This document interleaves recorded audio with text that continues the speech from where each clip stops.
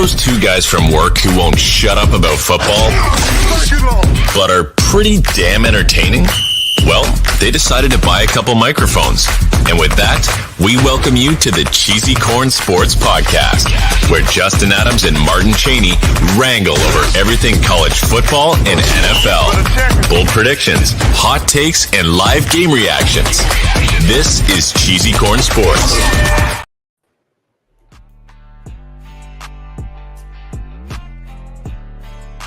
This is our new intro music, right? I'm vibing too. I like it. All right. Welcome in, everybody, to CheesyCorn Sports Friday Night Lights.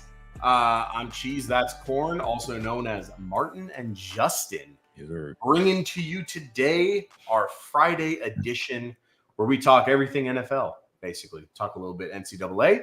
And this could be betting.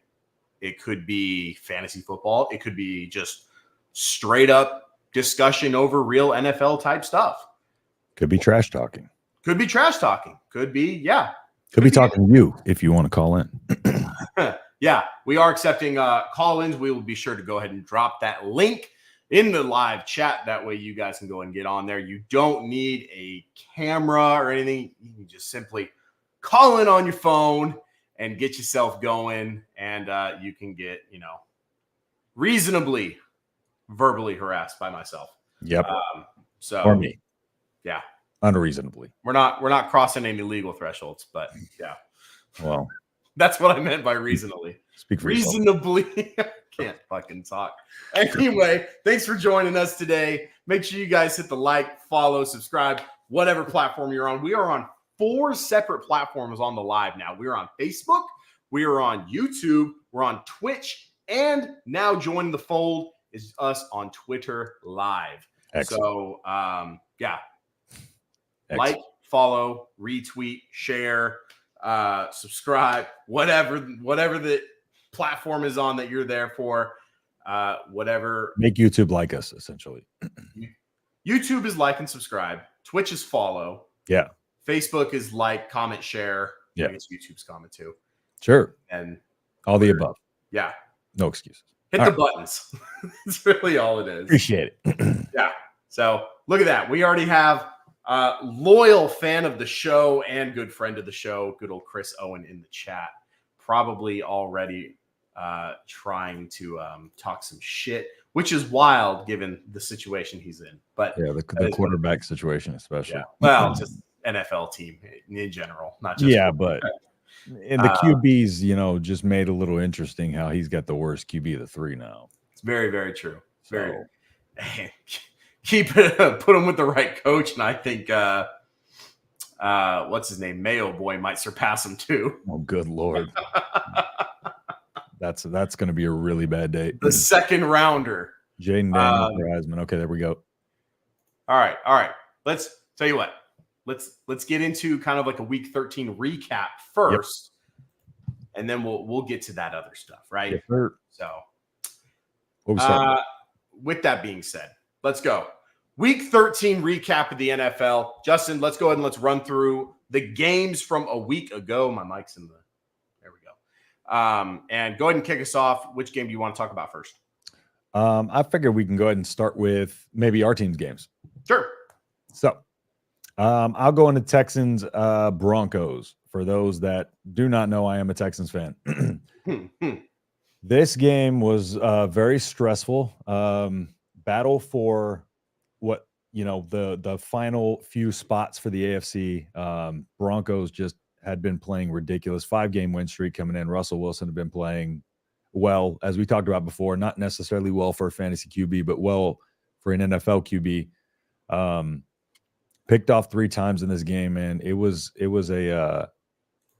one of those where the Texans looked like they were going to pull away in the beginning, and then the Broncos kind of defense started to make a few stops, and then the Broncos offense started hitting, and then it came down to that last play. So big takeaways here.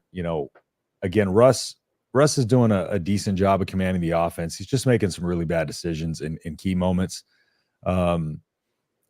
The Texans situation at receiver, Tank Dell, of course, went down with a fracture or broken leg for some god-awful reason. We moved him in motion and snapped the ball when he was right at the left side of the QB. He went into run block, 165 pounds of him. And the thing about Tank Dell is he's going to go all out on the play. And he did, and he ended up in the middle of the pile. Dude rolled up on his leg snapped. So Tank Dell, RIP. No, Tank Dell's out. That means Nico Collins is now going to be shooting to the moon on your fantasy radars. If you have him, great job. Good job getting him. Yep. Pretty sure like last year I called this Nico Collins breakout. So I want to pat myself on the back there. But Nico Collins probably top 12 rest of season, I would say. Noah Brown, his value's boosted, and then don't sleep on John Mechie there either. Just because CJ Stroud does like to spread the ball out, as we've seen multiple wide receivers on this team have finished as the wide receiver one, even when all three of them were healthy. So I would not be, as a sneaky, because I would imagine, Noah Brown or Nico in a lot of leagues hasn't been swooped up or have been swooped up. So I would imagine the one that would be available to y'all would be a John Mechie. So sneaky little play there. But other than that, yeah, the couple interceptions by Derek Stingley. He's got 4 in his last 3 games now. One of them was just him playing the ball. Ball skills are crazy. He's been practicing ball skills since he was a kid, they said. So, and then it came down to the last play. It was a 6-point game. Russell Wilson dropped back, got pressured. He tried to throw kind of an off-platform throw. He had a guy for a second, but Jimmy Ward, as we like to call him, Jimmy Ward slid over in front of him and took it right out of his chest. So Texans hold on to win. Yeah. Talk to me a little bit about the tight end position. So Dalton Schultz missed last week. I'm looking here via Adam Schefter. It looks like he's going to be out again this week. What's that situation sort of looking like? And then potentially, is there any upside as far as Brevin Jordan goes? I was going to say probably Brevin Jordan, because him coming out of Miami, he was supposed to be kind of that receiving tight end option. So, his rookie season, I was really excited for him, but, just didn't get a lot going. And then, has struggled to kind of find his footing consistently over the last few years, but, or a couple, can't remember if he was drafted 2 years ago, 3, but, yeah, a lot of upside there as a receiver with him. So I would say he's our best receiving option at tight end. For sure. What other options do you guys have at tight end? Oh, it's slim pickings. Eric Saubert, maybe that would be. So it's Brevin Jordan, Eric Saubert, and I think those were the only 2 that played this past week, is Eric Saubert and Brevin Jordan. Mm-hmm. Okay. Let me see if I can find. Oh yeah, you guys have some dude named Tegan Quatoriano. Oh yeah, he's probably going to be if he comes back, he's probably going to be like the first one right out of these. So it's going to be Saubert and Brevin Jordan, and Brevin Jordan's the receiving option. I think Saubert got like one catch this last game, 1 target. So yep, so, yeah, okay. Brevin Jordan would be the move there for sure. Yeah, I agree. A couple different things.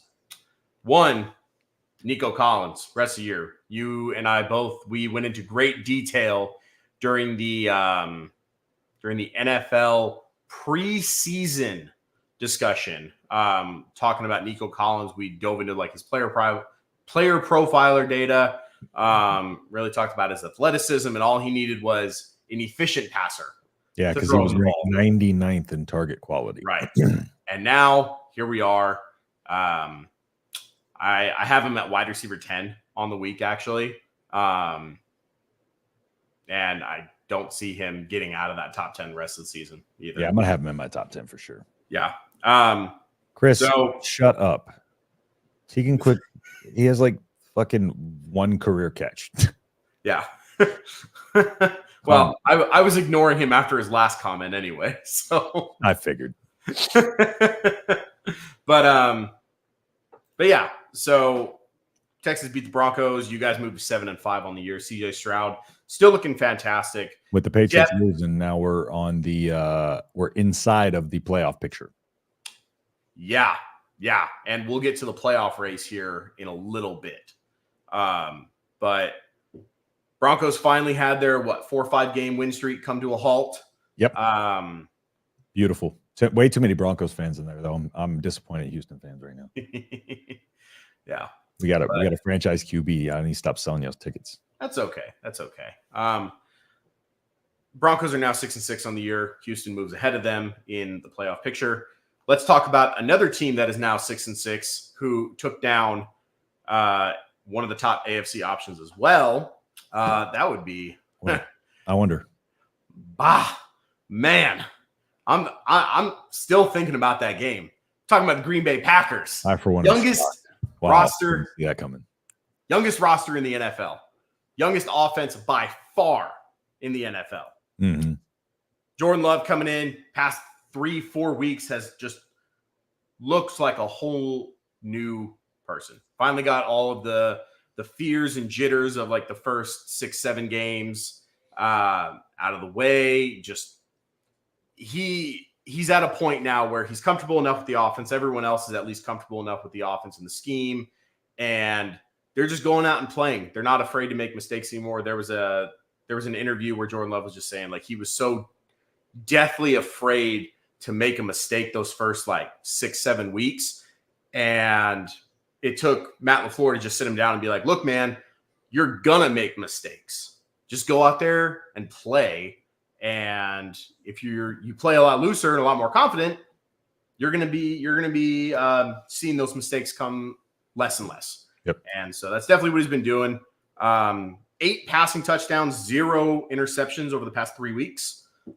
He has 4 NFL games this season with at least 3 passing touchdowns in it, which is tied for most in the NFL only with Brock Purdy. And so Green Bay is now half a game out of the wild card now as well. And they are now tied with the Minnesota Vikings for second in the NFC North. So I think we might be going a little overboard with the Jordan Love. Okay. Talk to me. All right. No, I just, he's playing well for a stretch here. Yep. Right. And you got him in your top 6. I do. All right. So you're very confident what we've seen in the last few weeks is what Jordan Love is as opposed to before. Yes. I'll take your word on that, though. Yes. But just saying, you might be looking through a little Packer-colored glasses here. Sure. We'll see.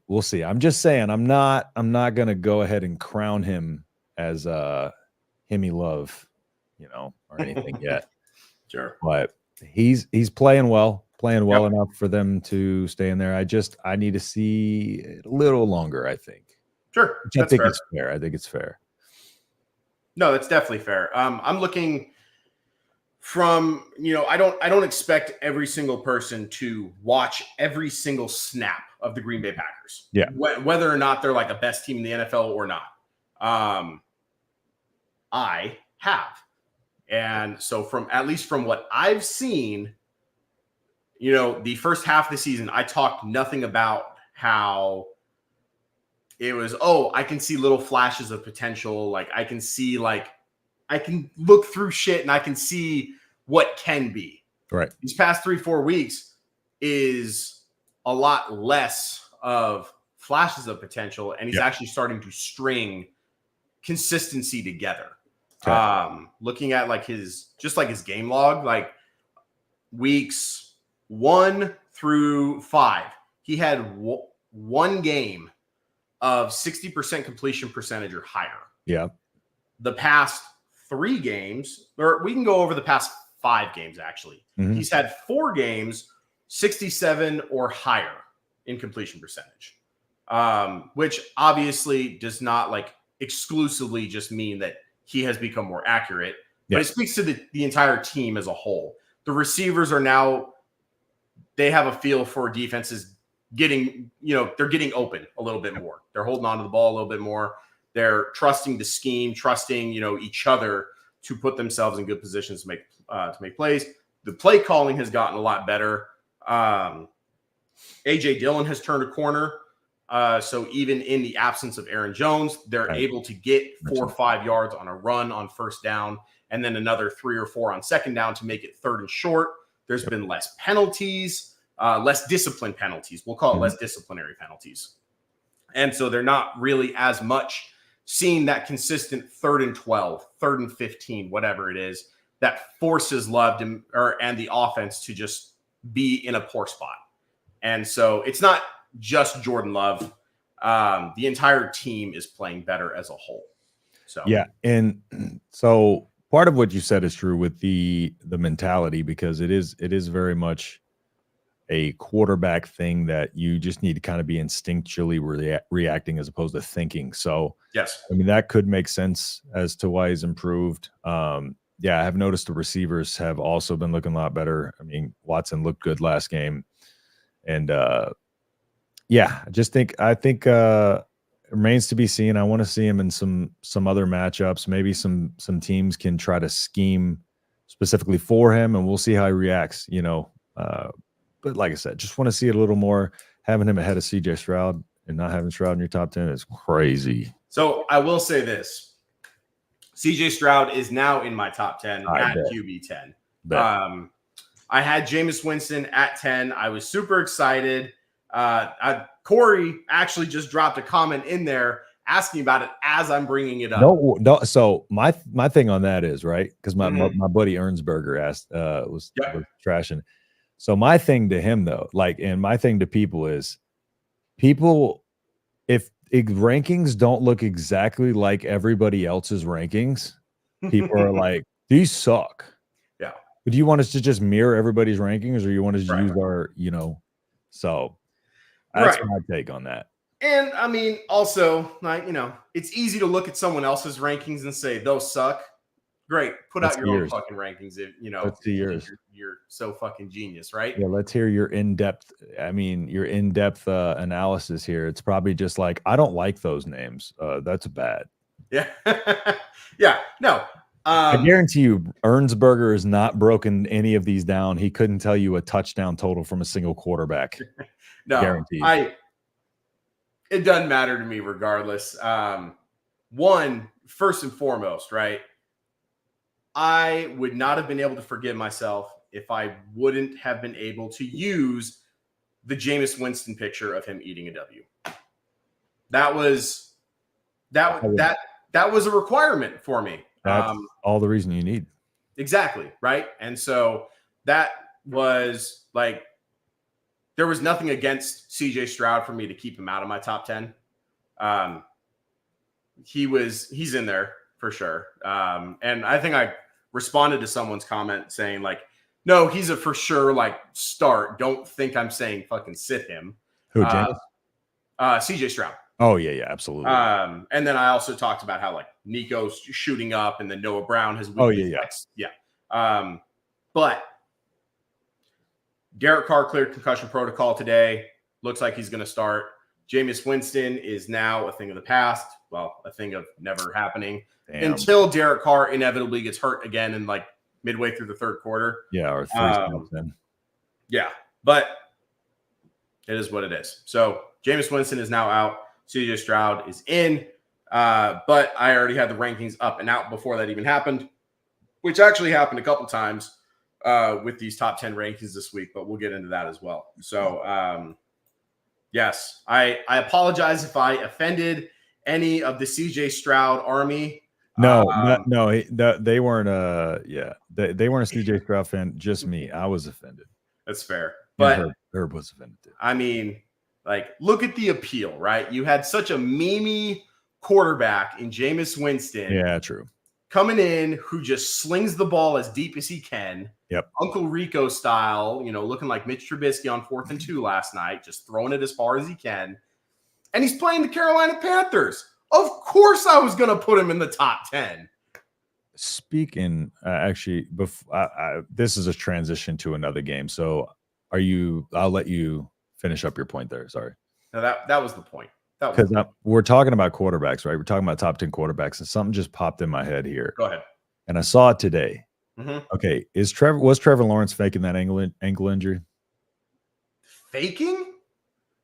Did you see the play? Yeah.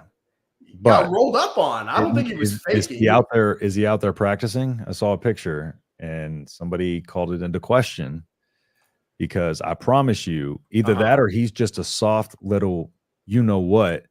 Because if that was an ankle sprain that he can play on right now, dude, he is a bitch with no pain tolerance. I'm sorry, dude. That dude acted like his ankle got ripped off. So I'll say this. Do I think he was faking? Absolutely not. Because I saw the roll up.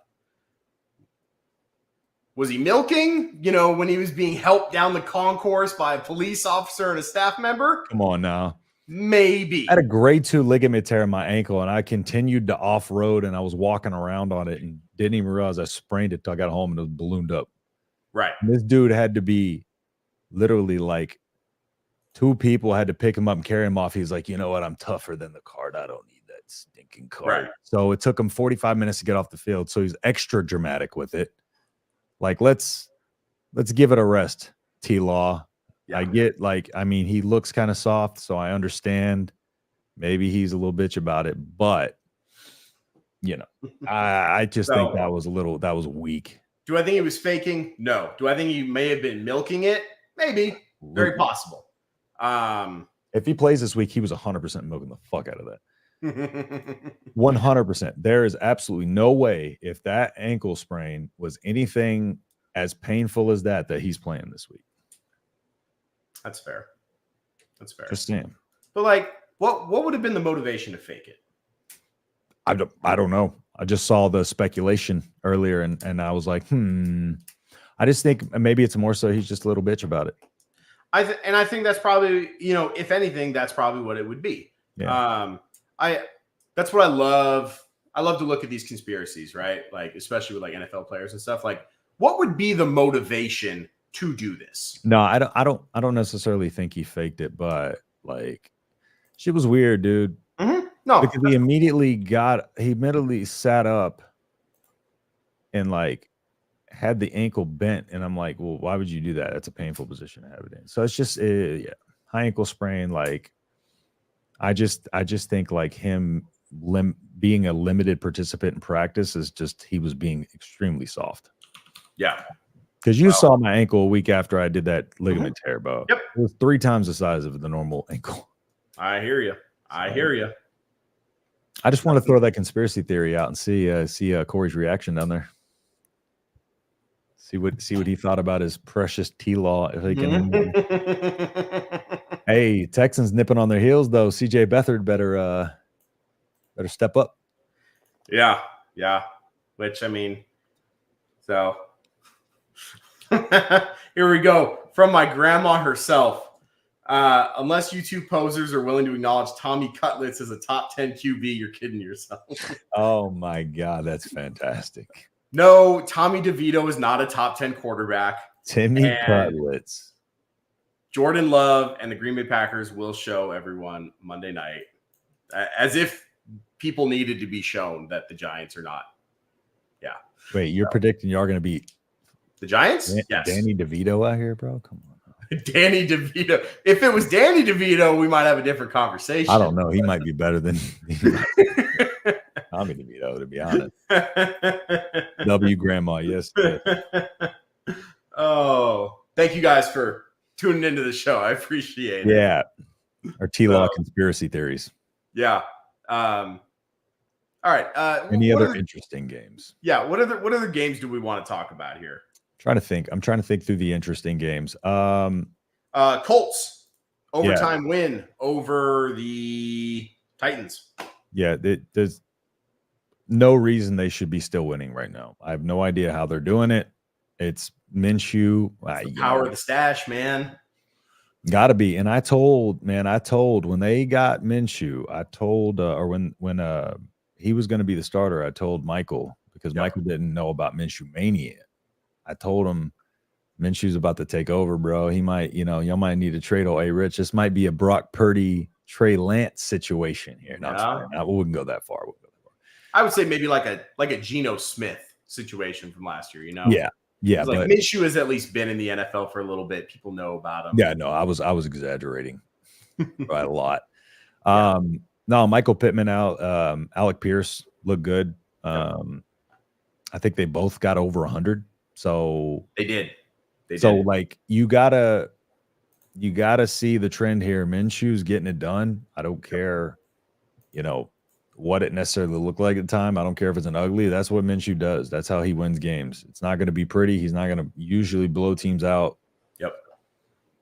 But we kind of need them to lose. The Texans need them to lose, to be honest with you. But what do you have? Minshew had 22.68 fantasy points, 26-42, 312 yards, 2 touchdowns, no interceptions, sacked 3 times. He had a rushing touchdown too, didn't he? Yeah. I don't think so. No, he lost a fumble. But you love to see it.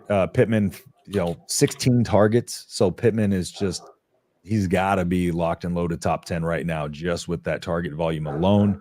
Yep. 6.6 yards per target, which you would like more than that. You would like to, on 11 catches, that's an Amon-Ra St. Brown type of stat line. You would like more than 105 yards on 11 catches, but you'll take it. So, overall, just really impressed with Minshew, and just I need the Colts to start losing though. For sure.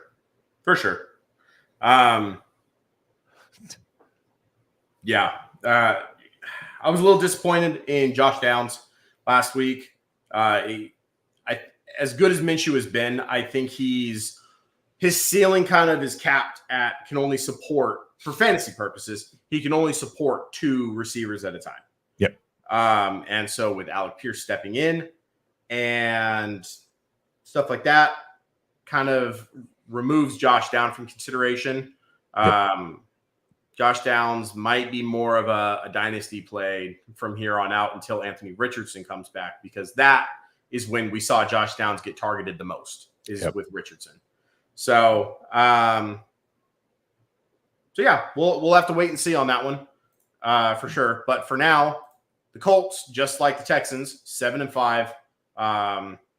Is it possible that we get 2, maybe even 3 AFC South playoff teams this year? Yeah, there's a possibility there could be 3. We do match up with the Colts, I believe, the last game of the regular season. So that could be setting up for a big time matchup there. Mm-hmm. But it's very possible that there could be 3 teams, but I think if one doesn't make it, it's going to be the Colts, personally. Because I think they are the weakest of the 3. Sure. I think they're just riding kind of Minshew mania. I think just like Linsanity, that's always going to kind of it's a means to an end. It's when it comes down, it's going to come down hard. And I don't know if that's going to be in the playoffs, but somebody's going to put a smacking on them. Yeah.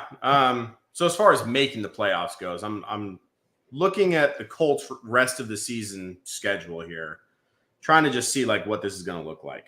Texans is pretty easy. It's easy. Yeah. So Colts this week, they have Cincinnati. Now, a week ago, I would have said, hey, that's, very winnable without Joe Burrow. Yeah. I don't know what the hell Jake Browning is now. I don't know if he just had like a flash in the pan. Yeah, like a one game, like, hey, I'm gonna go out and show everyone I can do what I can do. Like Will Levis. Consistency, I don't know. It's like a Will Levis moment almost. Yeah. So now we're all sitting and waiting to see if Jake Browning is more like Will Levis, or is he, Mr. Purdy man, Mr. Brock Purdy. I don't think he is, but I think we're leaning more towards Levis. But for Jamar Chase owners, like, you loved to see that game. Hey, so 12 targets. I don't care if he throws 4 picks in between those 12 targets. Get Jamar the ball. Just get Chase the ball. That's all you got to do, man. Let him cook. easy. They haven't been doing that enough this season, just getting that man the rock. Yeah, T. man. Higgins, That's Higgins really good. what it is. And I really wish the Jets would have done this with Garrett Wilson, right? Yeah. It's, look, your starting quarterback goes down. Okay. What do you do with your backup that is not confident and just needs to go out there and feel like he can just release some of the pressure of everything going on? Yeah. Get your top playmakers the ball. Mm-hmm. That's all it is. And get the ball out of his hands quickly. Get the ball in his hands quick.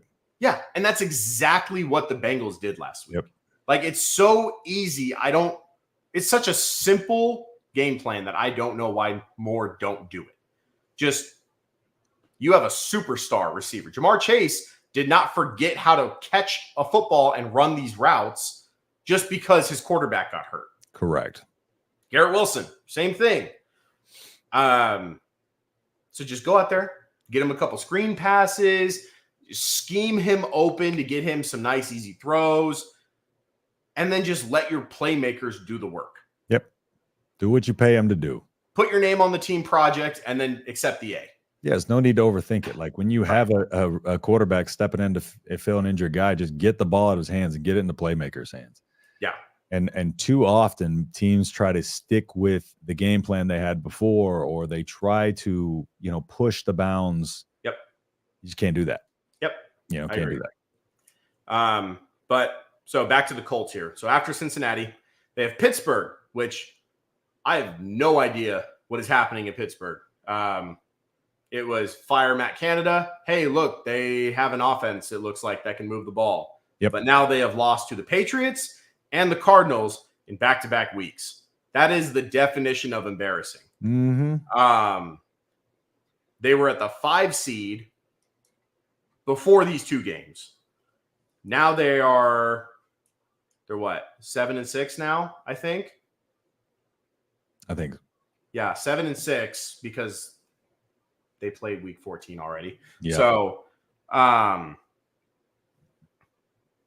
think 7-6. Yeah, because we are a game ahead of them, I believe.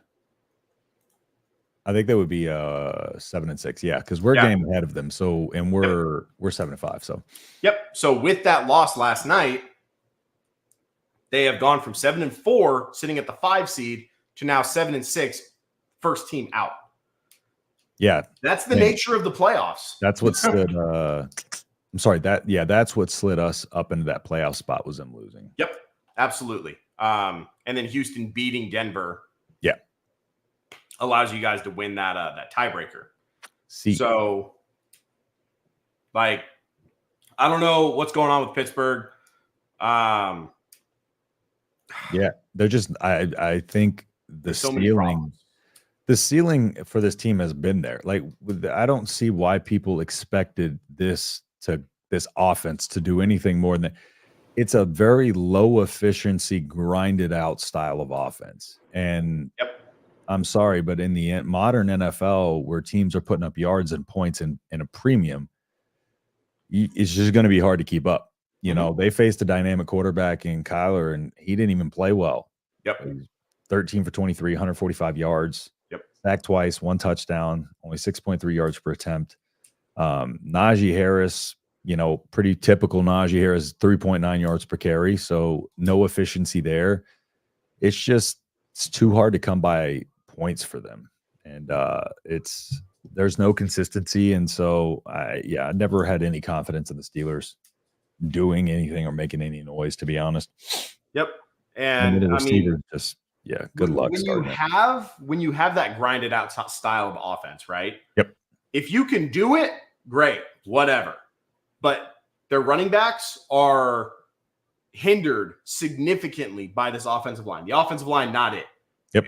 People still kind of like, I guess, just have the stigma of the Pittsburgh Steelers having this great, big, grinded out offense. Look, they don't have fucking Pouncey anymore. They don't have who is the former Army Ranger guy. Beats me. You know who I'm talking about? I'm drawing a blank. I forget his fucking name. I can have ADHD. I've slept since then. I believe you.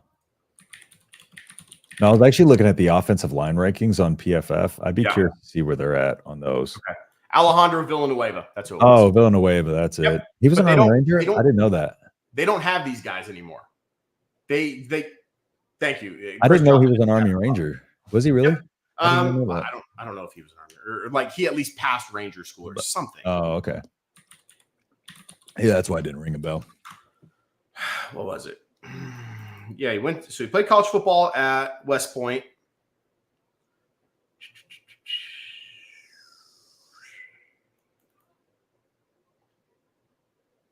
I didn't know that. Says he served as a platoon leader, an executive officer, and an assistant operations officer. Stolen valor. So, yeah, former Army Ranger. Yep, there he is. Knew he had something to do with that. I didn't. But my point being, they don't have the style of offensive line that they used to. No. And they're still trying to run the offense as if they do. Yep. It's not a thing. And so now you're seeing Najee Harris just not get the ball, not get it done. Jaylen Warren, not much better. Mm-hmm. And then you rely on Mitchell Trubisky, the savior of the city of Chicago, to come out and save their season. When you have to rely on Mitchell Trubisky, you should just pack it in. Yeah. Those words should not be in the same sentence. Rely in Mitchell Trubisky. Yeah. So, and then on the defensive side of the ball, when you allow the ghost of Ezekiel Elliott's past to get 140 yards of total offense, that's ridiculous. By the way, Mitchell Trubisky led the Steelers in rushing yards last night with 30. Crazy. 30 rushing yards led the Steelers on offense. Dude, Didn't I'm even an pass idiot. for 200 passing yards. I'm an idiot. I was looking at the Cardinals Steelers stats. That's why I was reading those off. That's my fault. No, you're good. You're good. Fault. But I don't really want to talk about the Steelers or the Patriots. That game was mad boring though. Like I've said this on the show. Me and the Patriots, like I hate watching the Patriots, bro. Like I had that game on and like I was like periodically watching it, but dude, I could not sit down and watch that game. I don't know about y'all. I don't know how y'all do it, but the Steelers made it 10 times worse. 100 times worse. That was brutal. I was watching a TV show with my wife. Had a great time. I didn't watch the game last night. I looked at the matchup. I said, no, I'm good. I got confused by week 13 recap. So I was recapping week 13. Yeah, we kind of did segue into that. My bad. No, you're good. You're good. You're good. That was my confusion. I was recapping the week 13 game. Yeah. We've been now joining us here on the show real quick. Joining us is a good friend of the show. He is a huge advocate for the only NFL team in the league this year to have been mathematically eliminated from the NFL playoffs. Ladies and gentlemen, please welcome Chris Owen. How you doing? What's up, guys? Cardinals are mathematically eliminated too. So not according to ESPN.com, they're not. Get your facts straight. You want to do this. You want to go toe to toe. We can do this. I was going to save this for the playoff picture, but no, it's okay. Nope. Just wanted to call in before I had to head into work. Brought it up. So we can look down here. Do you see an E next to the Carolina Panthers? Yes. I'll answer it for you. Yes. Down here in the legend, it says E was eliminated from playoff contention. Do you see said E next to the Arizona Cardinals? The Panthers. That's just an inaccurate. There's no way the Cardinals can make the playoffs. Well, of course, we know that. Mathematics do not. Is that loud? Yeah. Anyway, I just wanted to bring that up. How you doing? You having a good night? Do what? How you doing? You having yourself a nice night? Yeah, I'm having a nice night. Got to head into work here in the next 10 minutes. I got you. Make some Serving make our some country. moolah. You know? Serving our country. Stolen I valor see. again. Stolen valor. Just like Andre Villanueva. Rip that Domino's logo off your chest. Bud's dud. Come on now. You ain't fooling nobody. You got to work. You ain't got time for Immaculate Grid. You ain't going to be able to stick around for Immaculate Grid. I know. That's tough. Hey, I'm getting this weird echo. Let me jump out and jump back in. All right. Sounds good. Don't come back. No, it's fine. Don't worry. I'll just temporarily suspend him. Yeah, no, man. He'll be back in a week. All right. He's going right back in. Yeah. All right. Yeah. So, what other noteworthy things? The Dobbs. Talk about the Dobbs injury, or the Dobbs week again, because we put out a post about that, just to score. I mean, just to kind of knock down everybody's hesitations, I guess. Yep. Again, there's exceptions to these outliers. Don't focus too much on the last performance of Dobbs. Justin Jefferson is a go. So I got Dobbs in my top 12 just for what it's worth. Okay. Yeah. Josh Dobbs for me.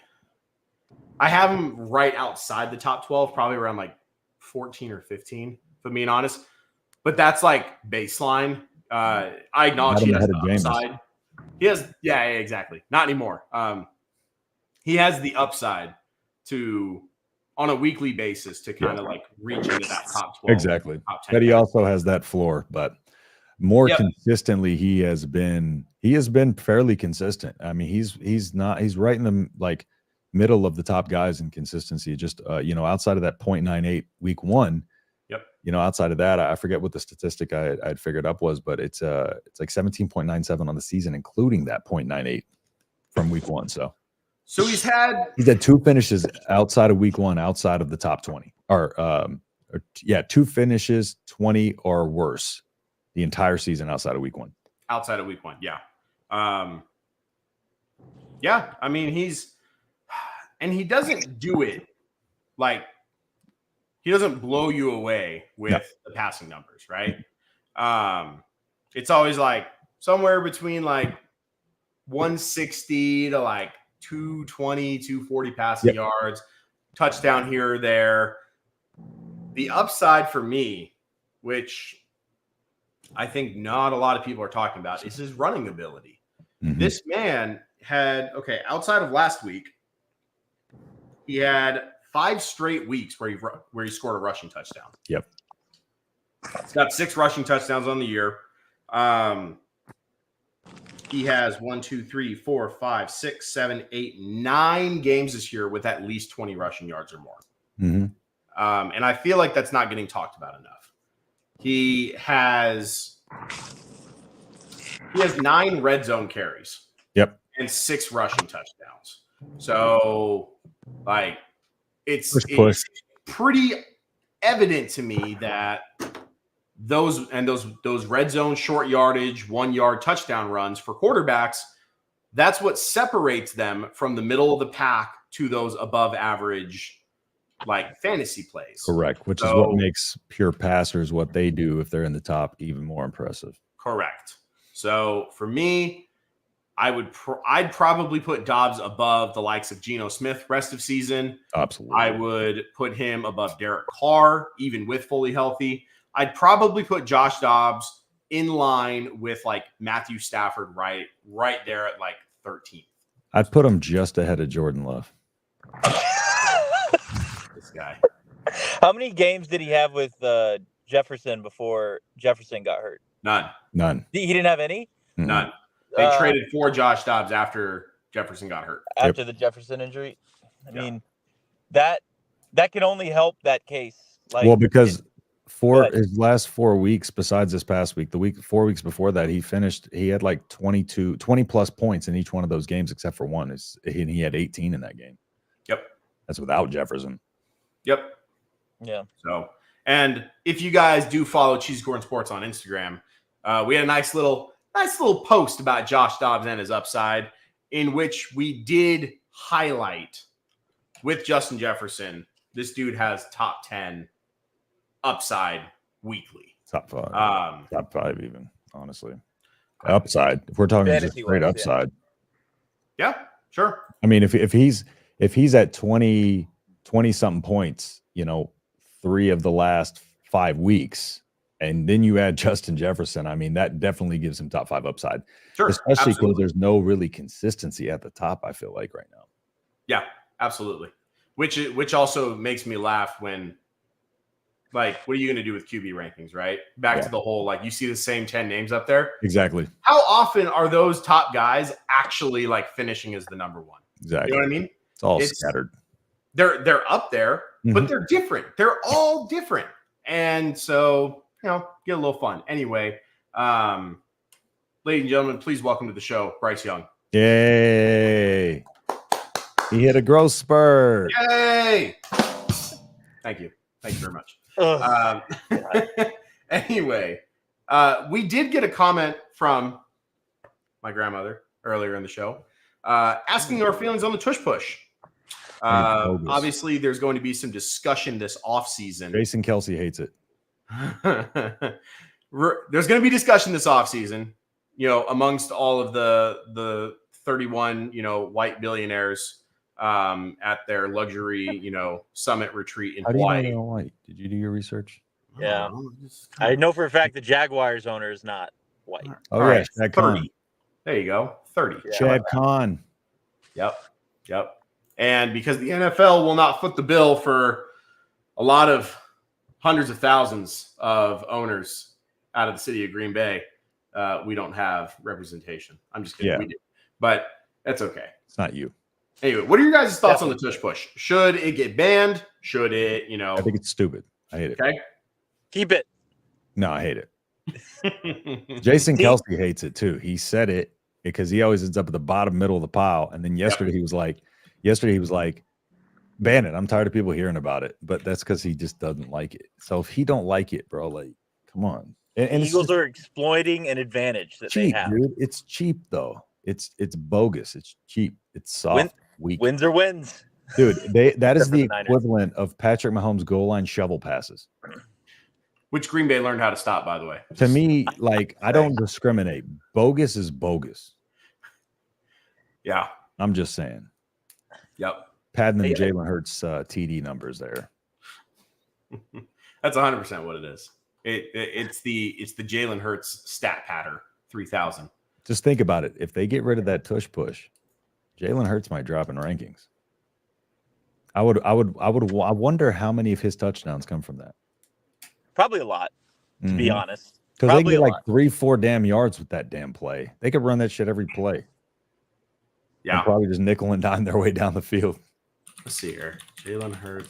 That's without. It's just if this was something that was like rampant in the NFL where teams were all successfully doing it, I mean, that's the thing. It only starts with one, and then that's gonna happen. But teams have tried it and failed miserably numerous times. But that's because they're trying it like in the like on the spot, right? If they had time to kind of analyze it and just like get, like they have the Eagles have players in there installed to be able to do that play, and they just practiced it and they know it. Other teams I don't think they know it to the level that the Eagles have. They've perfected it. Yeah. So I think if teams start really working at it, they would, but sure, they would be able to also do it. But yeah. I don't really know what makes it unique. I don't really know the scheme. I just am tired of seeing it. Yeah. Jalen Hurts owners everywhere are loving it. I have heard. I have heard some one of my leagues. Yeah. The league I'm 11-1 in, actually. Yeah. Yeah. It's.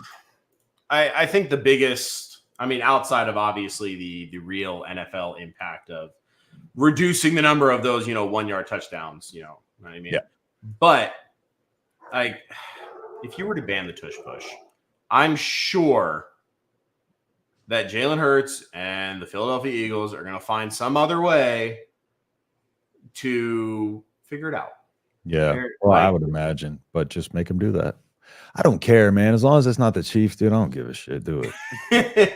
Me, I hear the arguments for and against it. I'm a little more in the camp of like, I see other teams not stop it, and then I see other teams try it and fail. And like, yeah, I hear your point, Justin, talking about like, oh, they don't like practice it and stuff. It's if they see how effective it can be, why aren't they practicing it more? You know what I mean? Because And team's got a game plan to focus on. They can't sit here and learn the tush push. Well, and I think doing the tush push with Jalen Hurts is a lot different than doing a tush push with Kyler Murray. Like Jalen Hurts has a little bit to do with that as well. Motherfucker's strong as shit. Like, well, I'll put it this Kyler way Murray's too. strong pound for pound, and like the littler quarterbacks, like those guys can do better because they can just drop their level down and just kind of find an opening and dive through there. Yeah. But I mean, let's keep in mind, right? Like outside of the tush push, the QB sneak has still been a staple of short yardage, like NFL offense for decades. Tom Brady has an entire career highlight reel of fucking 1 yard QB all sneaks. But all that is like a QB draw from taking the snap from the center. That's all that is. Yeah, it's different. It's a different. It's a different. You're saying it's different because different concept. You're using because no one's pushing because he's not getting pushed from behind. Yeah. Exactly. And that's what makes the difference. That's the bogus part about it. And I think that's what that right there is the source of the actual argument. It's just like linemen get penalized if they pull their running back forward. Why is it any different when they push them? Right. So because I think they tried to adjust the rule. I could be mistaken where it's like, oh, you cannot line up directly behind the quarterback anymore in order to like get that push. What was that, the push rule? And then you can't like pull them forward either. So to me, what's the difference between pulling them forward and pushing them forward? Yeah, I don't know. You know, you're actually stronger pushing somebody forward than pulling them. Yeah.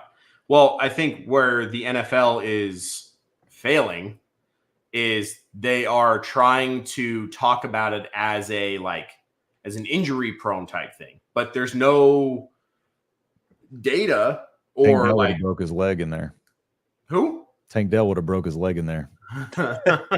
I mean, yeah, but the NFL is trying to approach this conversation as we're trying to protect the players, but they would need injury history. Like that's my point. Yeah, there's none that is like exclusive only to the tush push. Yeah, they would need some track record of injuries to have a valid point there. And so I would almost prefer if the NFL would just cut the bullshit, call a spade, and say, look, this team, you guys are kind of finding a loophole in the rules versus the pull versus push type thing, and you can't do it anymore.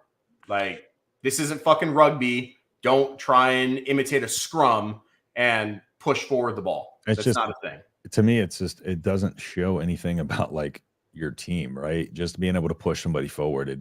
That doesn't require skill. Yeah. I mean, you just have Jason Kelce, bro. When Jason Kelce's gone, that place chalked. Well, to be honest. There you go. You heard it here first, guys. NFL #, ban Jason Kelce. We get it. Yeah, he might retire for this year. Gentlemen, I have to head out. Thank you for letting me on the show. I do easy. want to throw a gauntlet down to Chaney real quick before I dip out. It's a bet. If we make it into the fantasy playoffs, well, we already did, but if we face each other in the fantasy playoffs and I win, okay, I get to take your spot as the host for one episode, and you get to call in as a guest. If I lose, I have to call in as a guest dressed up like a clown and just take all the bashing. Just wear your fucking Panthers jersey. How's that any different? Oh God. Yeah. See, so that's my bet. And I'll be a legitimate host. I'll do all my prep work. I'll work with Justin. I'll do everything. What's the bet? Not dilute the quality of the show. So you have to be my guest on the show. In our redraft league that we're in together. You're playing? Both of us have clinched playoff spots. I say do it. And tentatively, currently as it stands, if the playoffs were to start today, me and him would face each other round one. Do it. Which we have a pretty significant history playing each other in these scenarios. And it has caused a lot of heartbreak. I'm not going to say who for. Myself, yes. Rhymes with he. And I'm sick of it. So Do better. Do we have a bet? Yes. No, I want to come up with a different bet. No, because- come on. Chaney's No. whack, dude. No. Because if I lose, what the fuck am I doing? Like, I'm just calling into a show. Like, Yeah. Be my guest on my show for one episode. Do it. how is this punishment? Chaney, Like, I want actual punishment here. Although, if you will legitimately get like a full-on Bozo the Clown fucking costume, The only thing I probably couldn't do is makeup. I could do everything else. I feel like his side is worse than yours. Honestly. I think so. You know what? Yeah. So like you're rock right. with it. All Why right. are you trying to battle for a worse outcome for you? Yeah. I live for chaos. Yeah, apparently. No, you don't have a good track record, apparently. I would take the, I the don't. easy bet. Although did I win this year? Probably not. We're 1-1. We split. Okay. Yeah. Sure. All right, I gotta go, but that sounds like the bet's accepted, and I'm gonna get off before you change your mind. So good luck, guys. Have fun. Thanks. See you later. Technically, we did split this year. However, I won the points differential tiebreaker. So, Chaney, you want to put out a 4th and 1? Yeah, let's do it. Yeah. So thank you again to everyone that is listening and watching the show. We appreciate you guys greatly. Eric. In between the lines of of CheesyCorn Sports. Well, I'm working on a little, not even a side project anymore. This thing has been going on long enough that it's very near and dear to my heart. And it's a YouTube series titled 4th and 1 over on Chain Gang Games on YouTube. We'll go ahead and we'll link that in the live chat. So simply put, I'm a big fan of the old NCAA football video games. And in my opinion, one of the best is NCAA 06. A lot of customizability. And then, of course, there's also the great modding community out there on the interwebs. And they decided to come out with their own little graphical mod to upgrade NCAA 06. And so I took that, created 8 custom fantasy, not fantasy. Jesus, I need a script for this. 8 custom fictional teams. I put them all in the same conference, and I watch them go head to head. And then I commentate play-by-play for you guys. And then myself and our wonderful producer, Corey, kind of clip it all together into our very own highlight show that we produce and put out on the air for you guys to watch. So if you guys were interested in watching something like that, you can check out Chain Gang Games over on all socials, where on Facebook and Instagram, you can get more in detail information regarding each individual team in the conference. And then, of course, all the actual footage of the matchups are over on YouTube, again, at Chain Gang Games, linked in the chat. So go ahead and give that a like, give that a follow, subscribe, all the whole 9. And we'll take you the rest of the way on 4th and 1. Thank you. I need a fucking script. I need a script for that one. Get one better. Yeah. You love cricket. Hey, how to turn these crickets Damn. on? Okay, Kill sorry. that fucking cricket. I had to turn the damn crickets on. I had to kill it. I had to kill the last one. I got real crickets right here. And I'll just quickly put out my YouTube channel that I work with over at the Voice of College Football. Mark Rogers TV at the Voice of College Football. Nebraska Football at the Voice of College Football is the specific channel that I run.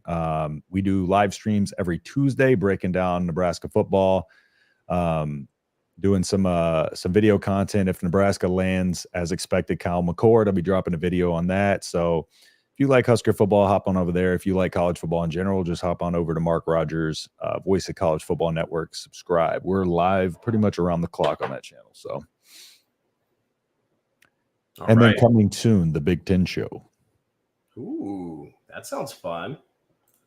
That actually sounds like a lot of fun. Is that going to be like a collaborative effort of like multiple like Voice College Football, kind of? No, me and Sonny Verna from the Illini cast, we had actually done some live streams together, linked up, did some networking, and just kind of been working on a little something extra here.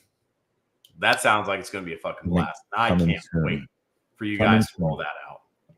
So, all right, let's get back into it. Let's talk MVPs. Let's do it. To me, there are, well, let's start with this. There should be 5. Hey, 1 second. Derek, if you have your question, drop it in here. The question from earlier, drop it in here. Okay, sorry. No, you're good. There should be 5 MVP candidates. Mm-hmm.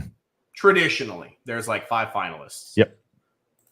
In my eyes, there's only about 3 or 4. I'd probably say 4 that I would feel comfortable with at least putting into this conversation.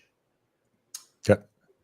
So first and foremost, I want to pull up the current odds to track this race and see who's where. And then we can talk about each one individually and just kind of keep rolling through. So let's go NFL. Let's go futures. Regular season MVP. As per Caesar Sportsbook, the current favorite to win the MVP is Brock Purdy. Plus 280. Agree, disagree? What are we talking? Disagree. Okay. How so? I just don't think he is the most valuable person to his team. I think Christian McCaffrey is the MVP of that team. Okay. Pretty simple. Christian McCaffrey should be in that spot instead of Purdy. I don't agree with that part necessarily. I think he's more valuable to that team than. No. I agree with that part. It's the replacing him as the favorite. Well, that's only because it's become a quarterback award. If we're 100%. going most valuable player to their team, it's Christian McCaffrey. So how are we going to sit here and say that Christian McCaffrey is the most valuable player to the 49ers? However, Brock Purdy is the one that gets in the most valuable player. Right. That's what I'm saying. I 100% agree that Christian McCaffrey is the most valuable San Francisco 49er to that team. But you think Brock Purdy should be in the top 5? No. I just don't necessarily think that Christian McCaffrey should be the number 1 MVP front runner. Oh, no. I just think I don't necessarily think he should be the front runner, but wherever I don't have him, I don't have Purdy there. But like what I'm saying is like I think Christian McCaffrey would have an argument for that one spot personally. I mean, if Brock Purdy does, he should. I think there's an argument, 100%. I just don't know if I 100% agree because it's not the name of the person that I think should be there. But as I'm looking, and this is actually disgusting, I don't see the person that I was even thinking of in the top 6, which is horrendous because all 6 are quarterbacks.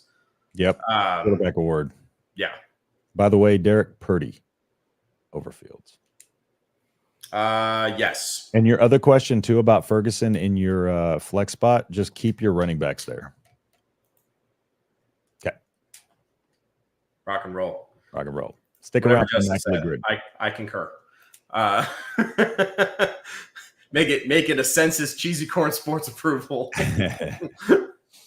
But number 2, Dak Prescott at 325, plus 325.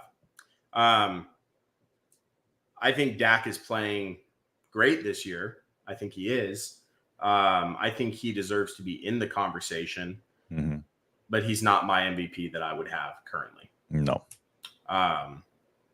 So Dak, I agree with, at least in the conversation. Number 3 is Jalen Hurts at plus 430.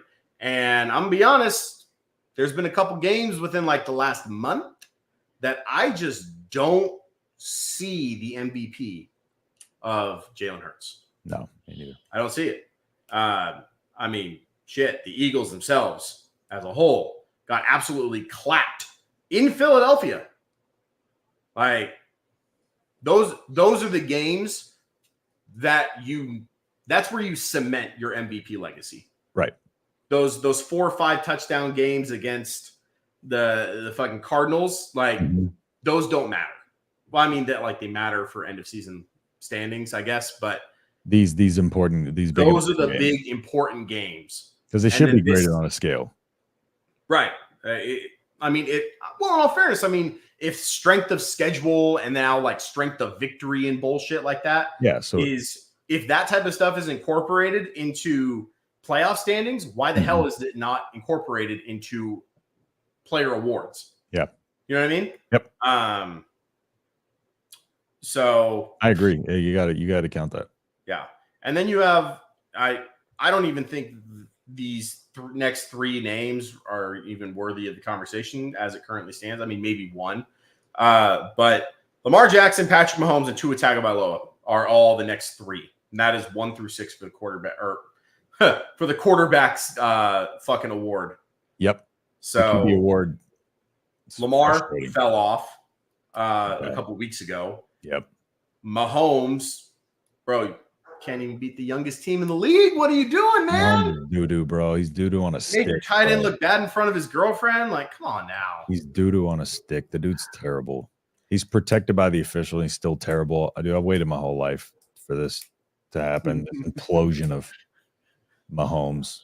Yeah. And they're trying so hard to get the Chiefs in the playoffs, dude. They're trying so hard. Yeah, well, couldn't get out of Lambeau. That's all I'm saying. Yep. We got a real quick question here from Derek. Just an update, Derek. Derek Carr has cleared concussion protocol. I believe he is starting this week. Yeah. So you're right. Consideration. Yeah, you always have, because if you watch the Saints game before he was injured, Taysom Hill didn't do a whole lot. And then after he went out, Taysom Hill, the thing with Taysom Hill is it's such a risk each and every week that he's going to get that volume and he's going to get the touchdowns or whatever. And so when that's the case, like, it's hard to say, start him. He's got more upside because of, he plays multiple positions and he is the goal line guy. But then also, Ferguson has a higher floor. So I would say this is very dependent on how your week's supposed to go. If you're projected to win, I would stick with Ferguson. If you need a guy who's going to give you that upside, let's say you're projected to lose by 10 points, 15 points, go Taysom Hill. Yep. I would agree. Hang on. As the silent shout at Gunner. Oh my God, bro. He won't shut up. Takes place. Yeah. I hear you. But so out of those names right there, real quick, I do want to bring light to this comment. Oh God, hell no, dude. You brought that in as you were talking, and that's why I was like smiling and laughing. I would say I did make the right call saying Christian Watson over McLaurin last week, though. Yeah, you did. And I actually, I'll hold myself accountable. Like, I said McLaurin, but that's because I didn't trust the consistency of the Packers offense. Yeah. No, I can see that. So I hate Terry McLaurin. I've never had faith in him. So yep. And I will say that I have never been happier to be wrong. I was about to say, like, I would love to be wrong in that sense. Yeah, that's what I'm saying. Which I really hope Christian Watson stays healthy. Like, he was finally emerging back fully healthy, back to his touchdown machine ways over the past couple weeks, and then just to go down like that, fucking, like, it's not as heartbreaking as like Tank Dell's injury, by all means, but yeah, still not fun to watch when you're having so much fun watching that game as I was, and then just to see that happen. I was like, yep. Anyway, out of those 6 names, I think Dak and Purdy are the only 2 that I would even like entertain in that conversation. Mm-hmm. Dak, yes.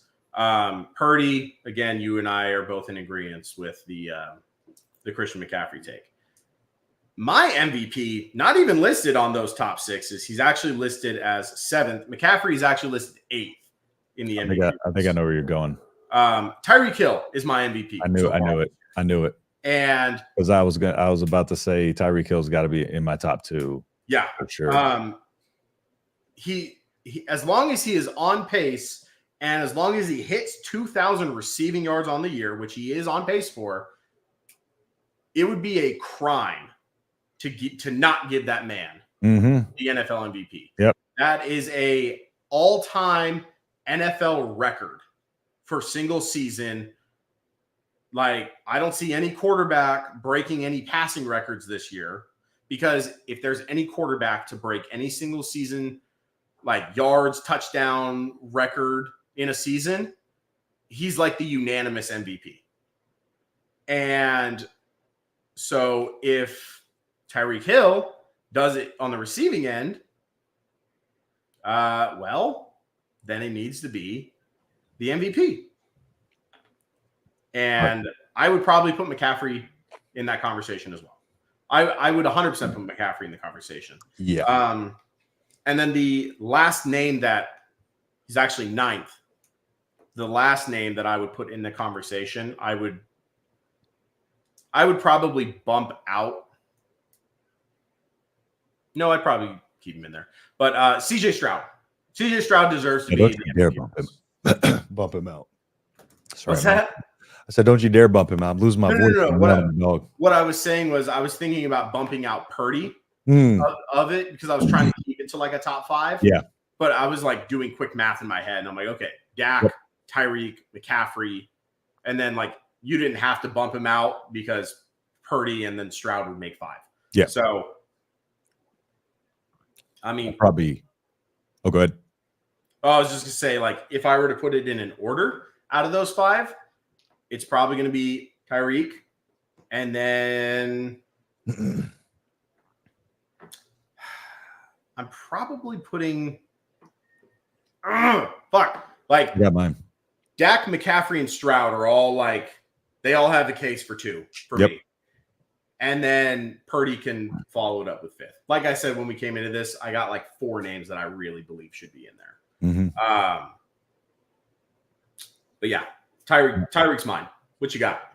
Mine goes, it's Tyreek, McCaffrey interchangeable. Then I have Tua, and then I have CJ Stroud, and then I have Dak. Dak and CJ Stroud interchangeable. Sure.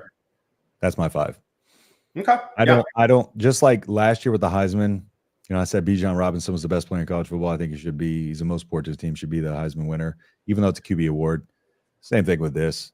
I know it's a QB award, but that doesn't change my opinion. I think Tyreek and Christian McCaffrey are top 2. Sure, absolutely. Sure. McCaffrey is on pace to go for over 2,000 all-purpose yards this year. Yeah. Tyreek, again, we talked about the fucking 2,000 receiving yard record. Like, yeah. When either one of them gets the ball, you know something's about to happen. It's just special. Yep. You know something's about to happen. Right. And I'll put it this way. Like, we've seen Tyreek Hill with multiple quarterbacks now. Yep. Just still do it. Mm-hmm. Even when Tua went down last year, Tyreek still, like, Jalen Waddle's numbers kind of fell off, but Tyreek Hill still, with Teddy Bridgewater and Skylar Thompson, was still out there doing his thing. Mm-hmm. And then he did it with Mahomes. He's done it with Tua. Yep. QB proof. I'm telling you, Tyreek Hill should be the MVP. He's different.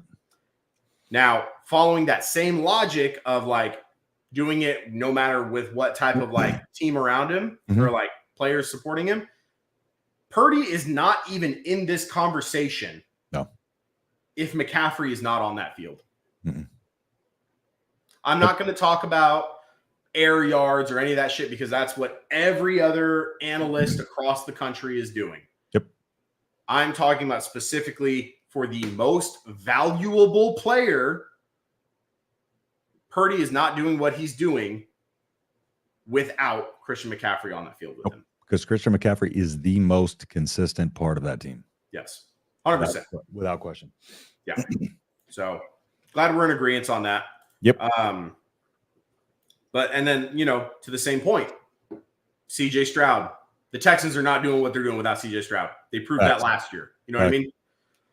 And the reason I put Dak a little bit below Stroud is because I think Dak has a little bit better weapons, and he has a run game. Yep. And just a better team around him. Yep. He's got a better like star-studded defense. And his team as well. And the Cowboys have a structure. They get behind their defense. You know, they get big. So yeah, I just think that's the difference between Dak and Stroud for me. Yep, sure thing. And like those are the four. Those are the four for me. So, all right. Yeah, you wanna get into Gigi's seasoning here? Yes, let's do it. So Gigi seasoning, if you haven't seen the show before, it is a seasoning created by my buddy's wife, my buddy Matt Berger, friend of the show. His wife is from Senegal. Their shop is called Senegal and Beyond. She spent years changing up formulating this recipe. She even did a reformulation recently. It's kind of an all-purpose seasoning. It's just kind of like, does a little bit of everything. It's got onion powder, garlic powder. It's got salt, MSG, because we all like MSG. So it literally is perfect. I like to put it on meatballs because I eat a lot. Just pause, like Italian food. All right, Italian food, not stop, Chaney. I feel your judgment. I resent your judgment. Anyways, we can bring Tommy DeVito back up if you want. I put it on my spaghetti noodles, okay? My spaghetti noodles. All right. But get on over to ggseasoning.com. Use CheesyCorn, code CheesyCorn at checkout for 10% off. Boom. Hell yeah. Boom. All right. Now, we're sitting at probably about a half hour left in the show, right? Let's talk about the AFC playoff picture. All right. We'll go through the AFC playoff picture. Do we have a time? Do we have a time? I don't even think we have. I was just kind of figuring like a couple hours. Yeah, we just roll with it. Sunday, roll with it. Yeah. Cool. I'm good with it. Let's talk about the AFC playoff picture. Do it. Right. Currently, this is the current standings as of now. You got Miami as the 1 seed, 9-3. Baltimore is the 2 seed, 9-3. Kansas City and Jacksonville are both the 3 and 4 seeds at 8-4, respectively. Correct. Cleveland currently sitting at the 5 seed. They hold the tiebreaker over Indianapolis based on their head-to-head win. Yeah, okay. And then Indianapolis is the 6th seed at 7-5, holding the tiebreaker over Houston based on the head-to-head win. However, they get one more shot, right? They're playing like week 2, dude. Yes.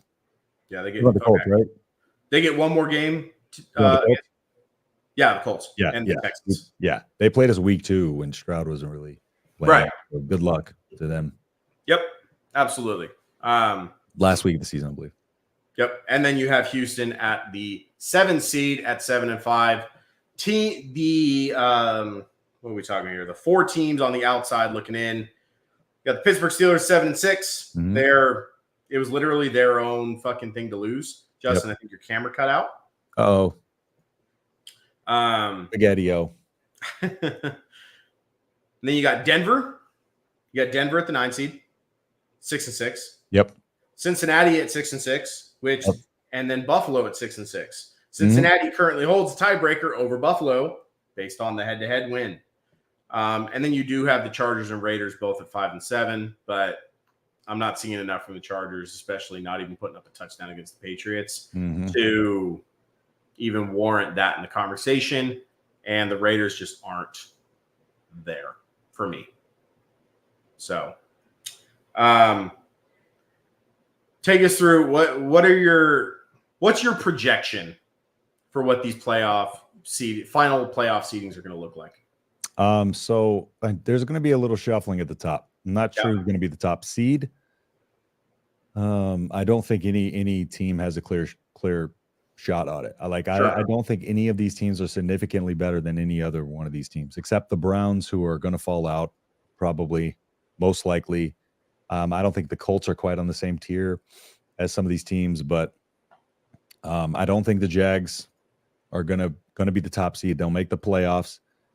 Browns and Colts are the ones that are going to fall out for me, most likely. Ravens, I think, are going to drop, but not completely out. I think Browns will probably end up being replaced by maybe the Bills. I like the Bills, and I don't feel good about the Broncos getting in. Sure. And so probably, actually, now looking at it, I think one of those teams will drop out. It's probably going to be the Browns, and I think they'll get replaced by the Bills. Sure. But looking outside of that, it's slim pickings. Yeah. I would say that the Bills are a top 7 quality team. Yep. Mm-hmm. So if we're talking like, the best 7 teams get in, sure. But I could definitely see the Bills difficult strength of schedule for the rest of the year coming and hitting them hard. Yep. They hold 3 of their last 5 games are against top teams in standings. So they got the Chiefs next week at Arrowhead. They have the Cowboys the following week, and then they have the Dolphins in week 18. So they could beat all those teams, but they could. Absolutely, they could. But they've had some struggles in big time matchups this year, specifically so of the Dolphins. So of the Dolphins. So of the Chiefs. So like it really is anyone's game. I'm not predicting them to lose all 3 of them, and I'm not predicting them to not make the playoffs. Yeah. But looking at their schedule versus looking at other team schedules that are sitting around the same spot or a game ahead of them, it's gonna, the Bills have played their way into a spot to where they might need a little help to get into the to one of those final spots. So who's in then? Or who's out? Do you have any of the top 7 out, or are you rocking with the current top 7? I think the Browns out. I gotta look at the Browns and rest of season schedule here. Bro, just look at the quarterback situation. That's all right. you got to do. Well, and that's my point. Like they do play the Bears. Okay. The Bears are playing better. The Bears defense has been good. Yeah. Yeah. If the Browns make the playoffs, it is 100% solely because of their defense. Yeah, they're not making the playoffs. I'm looking at it, and like, if this is the type of schedule that if you were to look at it like at the beginning of the season, you would have been like, oh yeah, that's easy. But you got the Jags, Bears, Texans, Jets, Bengals. Yeah, they're screwed. Yeah. So I don't see the Browns making it. Houston's not letting go of that spot. No. What do we got? Like the Titans, the Colts, and the Browns. Yeah. I think the Colts could get in. I don't think they're going to finish above the Texans. I don't think they're as good of a team against the Texans either. Okay, so if the Browns fall out, though, who are you putting in? That's the thing. You got to be able to pick one to get in. Oh, man. Since you ripped apart my Bills pick. Don't take the easy road and be like, I think the Browns are going to fall out. I think the Colts are going to fall out. Have a good day. Mm-hmm. I think the Colts might stay in just because the teams in the hunt are so bad. Yeah. And then like that's what I'm looking at, trying to like figure out. Oh, fuck, man. You're overthinking it. I think I am, honestly. You're very severely overthinking it. I'm going to say, all right, shoot it out. Texans, Colts, Bills. Yeah, I'll put the Bills in as well. After everything I just said. But that's the thing, right? Like I initially wasn't thinking Bills, but then looking at this, you got, I mean, it's not a lot of good here. Yeah. To say the least. Right. So. I think the Texans will probably end up finishing with the 5 seed as I'm looking at this here. Shoot, maybe even higher. Might take that division lead over the Jags. One game back. That's a discussion. That's a discussion to be had for sure. One game back, but T-Law's a faker, so we don't know if he's going to play or not. I digress. I see Corey laughing his ass off down there at the bottom. I digress. So, but yeah, you're probably looking at Miami or Baltimore as the 1 seed. I don't think Kansas City's going to catch back up to them. I think it'll be Miami. I would probably say Miami. Yeah. I don't trust Baltimore. Sure. Baltimore is the 9-3 team, but they're the quietest 9-3 I've seen. Yep, absolutely. It's like, I don't know what to say, but it seems like every single top team beats up on all the bad teams, and then they have at least 1 or 2 choke performances against another good team. Except the Texans. The Texans lose to bad teams. Well, no, I'm talking about like the 9-3s, the 10-2, the 8-4s and stuff. Yeah. So, yeah, it's a dogfight for the playoffs this year, which I fucking love. Yep. Stressful. Didn't expect my team to be in it this year, but all right, let's get over to the NFC. Let's get over to the NFC. Yeah. Currently have Philly sitting at the 1 seed, 10-2, best record in the NFL. San Francisco 49ers at the 2 seed, 9-3. Detroit also 9-3. And there's a bit of a gap with Atlanta sitting at 6-6. I'd say that's a drop off. Yikes. Yeah. And the Cowboys are 9-3. Yeah, they hold a 1-game lead over the New Orleans Saints, which they do have the tiebreaker as well. Packers are in by default essentially because everything else is so bad. Don't get your you wouldn't be in over here on the good side. I know. Trust me. I know. I said it last Friday with fucking John and Chris on here. I acknowledge Green Bay would not be making the playoffs if they were in the AFC, but they're not. So they are. Yeah, you got Dallas at the 5 seed. I really wish they would just say, you know what, NFC South, none of you are good enough. You're not making it. Essentially, yeah.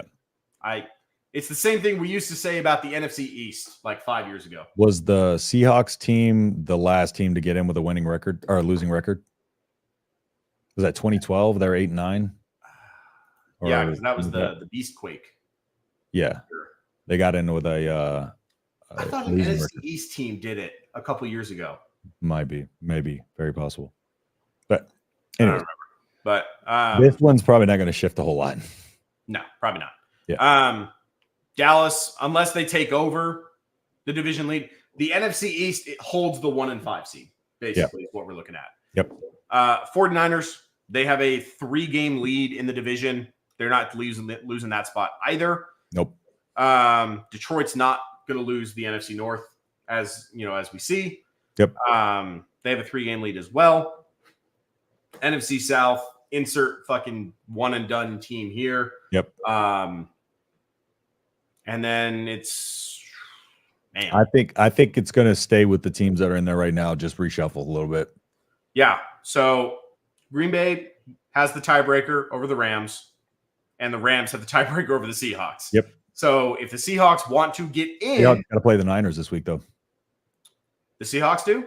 I'm pretty sure. Yeah. So again. Oh yeah, it says it right there below it. Week 4. Duh. Right here in front of my face. So, and then the Rams play the Ravens. So it's just going to be more of the really good teams beating up on the average to bad teams. Yep. At least in my eyes. So I think it's going to stick just like it is with these teams. Just 49ers, Eagles might flip flop up here, but outside of that, I think all the teams are going to be staying. Yep, absolutely. Damn, you know what's really funny? What? The fact that the Panthers are literally in the worst division in the league, and they still are the first mathematically eliminated team for the playoffs. Yeah, Bryce Young effect. Or is it David Tepper? I'd say it's the David Tepper effect. Man, that guy, he won't get his hands out of the dealings. They came out and said that, the coach indicated like he's just not hands off as he would like him to be. He's just he's a billionaire trying to make football predictions and calls. And he's trying to be Jerry Jones, but the difference is Jerry Jones at least had fucking rings in the 90s. He's trying to be Jerry Jones, but he's more like Bill O'Brien. Yeah. So, all right. Well, we got the payoff pictures done with. Yes, sir. Are you pretty much in agreement with the NFC? I feel like that one's pretty easy to Yep. And I think, we could have called that coming into the year, right? Not the exact teams in order, but we could have said, hey, look, the NFC has a couple good teams, and then you're going to have a bunch of average teams in the playoffs. Yep. And the AFC is going to be a fucking dogfight. Lions are going to be fun, though. Yeah, absolutely. I called a bounce back game for him last week. Jared Goff finally started to do his thing again. Mm-hmm. Amon-Ra St. Brown, of course. Doing what he does. Yep. In terms of fantasy football, I hate David Montgomery. As a Jahmyr Gibbs fantasy manager, I'm tired of him. Me too. Get him out. I was tired of that 1-yard touchdown that I was playing against. Hate it. Because Jahmyr Gibbs, the play before that 1-yard touchdown run, Got him Jahmyr down Gibbs there. got all the way down to like the 1 or 2. Should have gave him his touchdown. Should have given it to him. Dang. Like, to me, if I have a two-headed monster or a three-headed committee, if one of them does the work to get down the field, Yep, give it to him. Yep. You know what I mean? But all right, let's play some Immaculate Grid, dude. I'm excited. I didn't get to play last week, and let's do it. You want to play some Immaculate Grid? Really sad, I got it pulled up right here. dude. This is probably gonna like. How do you want to do this? Do you want to do like a combined effort, or we can do a combined effort? Okay. Let's see what we can get. All right. So I'll let you go first.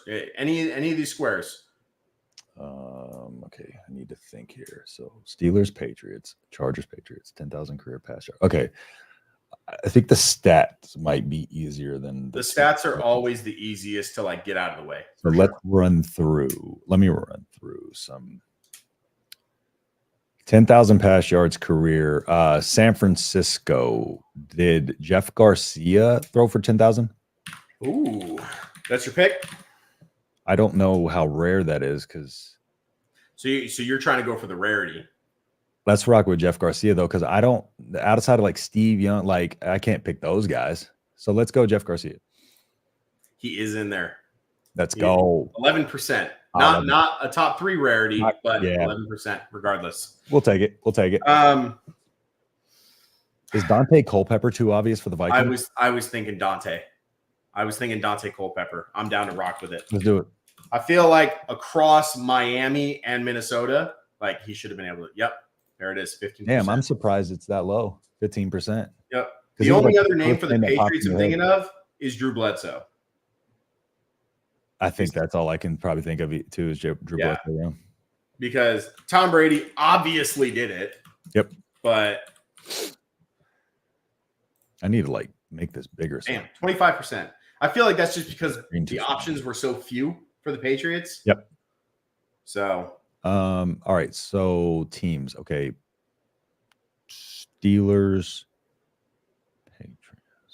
I'm gonna see if anything clicks here. LeGarrette Blount played for both the Patriots. Josh Dobbs played for the Steelers and the Vikings. I like it. I don't know how rare, but that's the reason I don't know what the rarity score would be. Let's see. 21%. Yeah, I figured that would be the common one people would pick. You got LeGarrette Blount. Oh yeah, LeGarrette Blount. Top here. Not Mel LeGarrette. Thank you. 7%. There we go. San Francisco. Steelers or San Francisco. Steelers, Niners. Fuck. This is tough, man. All right, so let me just try to think of one. I'm trying to think of them all. Let me just like Chargers, Vikings. That's tough. Did Eric Weddle play for the Patriots? I don't know. Couldn't tell you. Because I know he played for the Chargers. Couldn't tell you. Oh, damn. Well, I guess like Garrett Blunt's probably. I was thinking Antonio Brown, but I'm like, we already got that one. Yeah. But the LeGarrette Blunt's probably rare, 100%. Yeah. Frank Gore never played for the Steelers, and Frank Gore never played for the Chargers. I'm drawing a blank. I think I might have one, but I don't know if I want to use. I don't know if I trust it enough to use a guess on it. Maybe we'll just throw it out there. This is probably the last one I'm gonna be able to come up with. Okay. Eric Kendricks, Chargers, Vikings. I think he played for the Vikings. Yes, Eric Kendricks. I know for sure he played for the Chargers. Bang. Okay. Bam, 56% though. No. Whatever. I got an answer in there. Yeah, I was gonna say, Not end of the very rare. day, just get the answer. That's all you need. Not rare, but we got it. Fuck.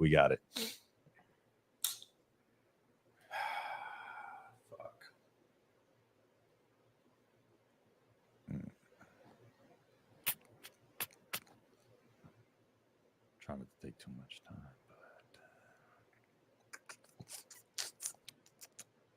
trying to think of all the wide receivers that play for the Patriots and see if they also play for the Chargers.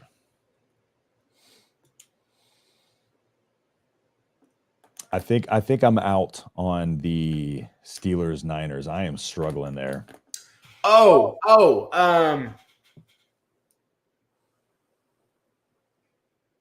struggling with that one, dude. I'm struggling with all these actually. Did Marquise Goodwin play for the Steelers? I have no idea. I can't recall.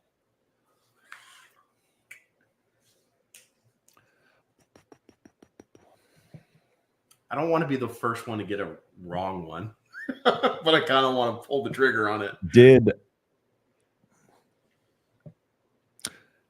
Danny Woodhead play for the Chargers and the Patriots? Yes. Danny Woodhead played for the Chargers.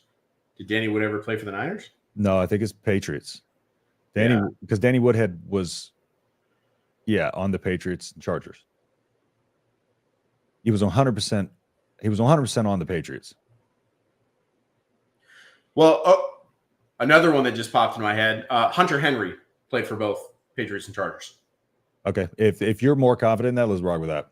I am 100%. I know for a fact. I just don't know about the rarity because I think Danny Woodhead is right as well. I feel like Danny Woodhead would be more rare. Probably more rare. I got like with 70% confidence in it. I'm pretty sure Danny Woodhead played for him. I think so. Though, yes, 9%. Thinking of the white receivers worked. Yes. I thought he was a running back. I mean, players in general. Sorry, Amendola and Welker. Didn't mean to offend y'all. Sorry, you're Tom Brady's specialty receivers. I cannot think of anything Niners Steelers or Niners Chargers. I am racking my brain here, and I can't think of one like obvious answer. Did quarterback Josh Johnson play for the Steelers at all? I don't know. Might as well throw it out there. Let's see. I kind of want to pull Josh Johnson, quarterback. No. Okay. Well, I ended up getting the first one wrong anyway. I'm stumped here, dude. I'm so stumped. Chargers, Niners, huh? The more I think about how stumped I am, the less I think. Because it's like I don't even know where to start. Well, so what I normally do is I have like a list of like famous journeyman quarterbacks, and then I run through it, and then I'll go through like each. The Niners quarterbacks have been pretty good over time, and I don't remember them being on. Like they've pretty much played a lot of their career in San Francisco. I feel like, yeah, for sure. Steelers. If family counted, we could go the Bosa brothers for the Niners Chargers. No shit, huh? Nick and Joey, baby. Fuck. I don't know. Might be boring people with the last two here, but we got one guess left. Let's take a shot in the dark. What do you say? Dude, I don't even know what a dart throw is, bro. I can't think of one name. Well, for me, the dart throw has to be the Steelers and Niners because I don't know the Chargers, but I can't think of like one name. I can't think of one name that like I'm even believing played for both right now. And that's why I'm stumped. Like the other ones, I feel like I could think of multiple players. These ones, I can't think of any. Trying to think defense here.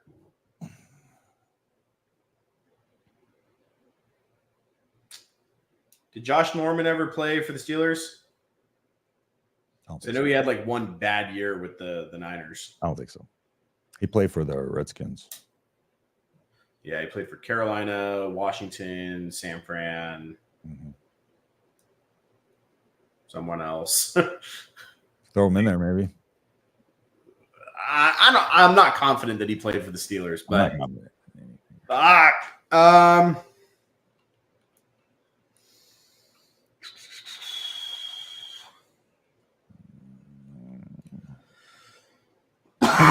I don't think I'm going to be able to think of anything, bro. I'm legit stumped. Like I don't even name. All right, I'm gonna go with the dart throw, Santonio Holmes. Nope, that was incorrect. All right. So well, we got a lot of them here. All right, yeah, let's show some of these answers. Yeah. So possible answers here. Let me actually share my screen properly to. Yeah, I kept having to make the screen bigger because I was having a hard time seeing the squares. Yeah. But that's because I have my page like in the top corner. Yeah. All right. So we can zoom in here.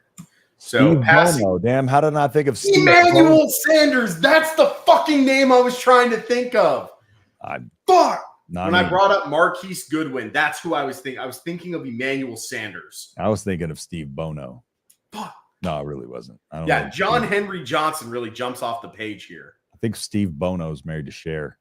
No, wait, that's Sonny Bono. Never mind. Say that's Sonny. Ray McLeod. Ray McLeod would have been, a good one. I forgot Emmanuel Sanders even played for them. The Niners. I mean, the Niners. Because I remember he went to I remember him with Pittsburgh. He went to the Niners, and then he went to he went to Denver after that. None of these names stick out enough for me to remember. Defensively, Quan Alexander. Tony Dungy. I would not. Not as a player, I wouldn't have gotten it for sure. On there, that's funny. I'm trying to look here. There's no very common names though. There's really not. Magic Mike. Oh, Mike Magic. Yeah, I saw that too. Mike Magic. Damn, John Henry Johnson was everywhere on the field. It's JHJ, bro. The Iron Man football of the 50s and 60s, I guess. That's Jimothy Henry Johnson, bro. Back when the Lombardi Trophy was just called the Trophy. Yeah, right. What? All right, let's look at the other ones. The other answers. Oh, Rod Woodson. Oh, that would have been the best one. I would have never guessed that either. Yeah, just being completely honest. Yeah, I didn't know he played for the Niners. Hey guys, what's up? All right, we got Adam Schefter on the show. Oh, never mind. Yeah. All right, Niners and Chargers here. So nothing popping off the page. Bob Gagliano. He played one game. Yeah, nothing popping off the page here for me so far. All right, I don't feel as bad looking at these names. I don't feel as bad at all, dude. Unless there's some big defensive player that pops out here. Nothing. I'm not seeing shit. All right, I feel a lot better about myself now. Even though I had one obvious as hell answer, 50-something%. Literally not a single name of these pops out to me. Nope. Oh, Takeo Spikes. Takeo Spikes, yeah. I would have never guessed it. CJ Spillman? No, that's CJ Spiller. Never mind. CJ. Different guy. CJ Stroud. Jason Verrett. I was going to say, now I'm seeing names that I recognize, but not ones that I would have remembered. Yeah, I was chalked on those. I could have thought about those all night and I got it. Yeah. All right. I'm happy with what we did our first time. Sure. Do you want to do another one? Sure. Why not? All right. So I'm just going to go to previous grades of yesterday's. So if you did yesterday's, I guess. Let's try to see how quick we can go. Okay, Broncos. Do you want to try and do one all on your own? No. Okay. No. I don't want to get put on the spot like that. Sounds good. First round draft pick, Rams. Does it have to be a first round draft pick by the Rams or just a first round draft pick that played on the Rams? I would imagine by them. But I don't know. Because if so, Matthew Stafford is a fucking easy home run right there, Let's Panthers brush. Go Brian Burns. Did they draft him in the first round? Was Brian Burns a first round draft pick? I don't know. Raiders. You could always go with Cam Newton, obviously. Was Steve Smith first round? Steve Smith. I don't feel like Steve Smith was tall enough back then to be a first round draft pick. I'm just thinking of good players I have. Luke Kuechly was probably a first round draft pick. Yeah. Yeah, because he played at Boston College. Yeah. Yeah, he was a Heisman finalist. Yeah, he was highly rated out of Boston College. It's got to be Kuechly. But that's probably obvious. But whatever. Let's just answer it. Let's just see if we can fill the grid. Sure. 5%. That was what? Yeah. Damn. I'm surprised, dude. People forgot he quit halfway through his career. Raiders first round draft. That was for him.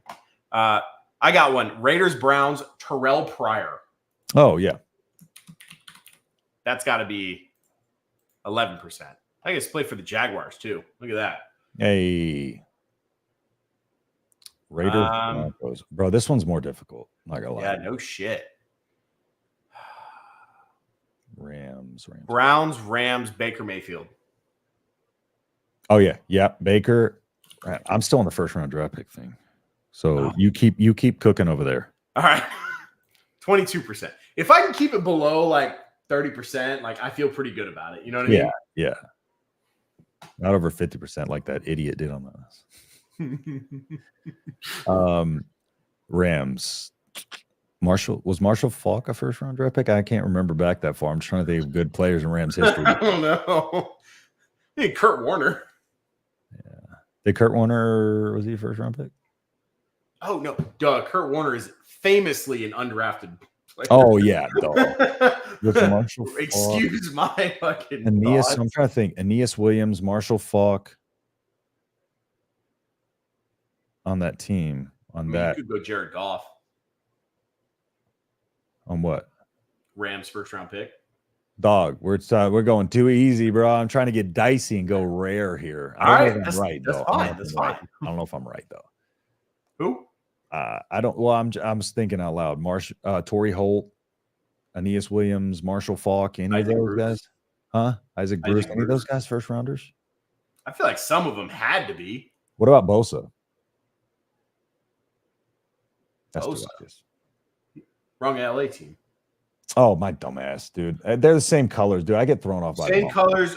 Fuck, both of the brothers play in California. Like, yeah, I get thrown off. See the confusion. Trust me. Aeneas Williams, or said who? Marshall Faulk or Aeneas Williams. Which one you want to go with? I don't remember how to spell Aeneas Williams. I was gonna say you're gonna have to spell Aeneas Williams for A-N-U-S. Anus Williams. Is it? Bro, I don't know if that's right though. Maybe we should go Faulk. I said let's go with Faulk because there's no way in hell I'm gonna be able to get close enough. All you had to put was never mind. I was gonna say Williams. There's probably a million. 2% Marshall baby. Faulk. Woo! There you go. Oh, let's go. So what I was thinking is I bet you people are thinking of LA Rams and not St. Louis Rams. So I was trying to think back to St. Louis. Probably could have gone Eric Dickerson too. Yeah, I'll take 2%. You really want to go far, but that's still the LA Rams technically. Yeah, I'll take 2%. Ooh, how many people do you think put Jimmy Garoppolo as a first-round pick with the Raiders? Probably not. I would imagine it's not like as long as they were a first-round pick and I'll say under 30%. You want to go with Jimmy G? Let's go. No. Well, the other one I want to go with is Jamarcus Russell. Let's keep Jimmy G in case we just want to fill that circle. Can't think of anything better. All right. You want to put that in the back pocket unless we think of a better one? Yeah. Okay. Raiders, Broncos.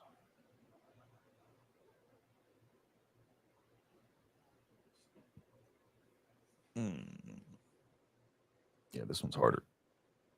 I don't know a lot of Panthers players, bro. I'm not going to lie to you. That's my struggle right here. I don't know a lot of Panthers players, dude. Well, shit. Baker Mayfield could have gone for Browns and Panthers too. Put him there. You can only do one. That's tough. Yeah. So trying to get cheeky. Let's see here. Okay. Oh, here we go. Perfect. Player may have either been drafted by that team or played at least one game with that team in their career. Oh, I'm doing better with just assuming they were drafted by that team, to be honest. Well, shit. Now, to think about. I want to go with fucking Carson Palmer for the Raiders. Do it. People forget that Carson Palmer was on the Raiders. Henry Carson. 0.4%. Let's go, baby. Let's go. Good luck with the rest of this. Will that fuck anything up? Good luck with the rest of this. Raiders, Broncos.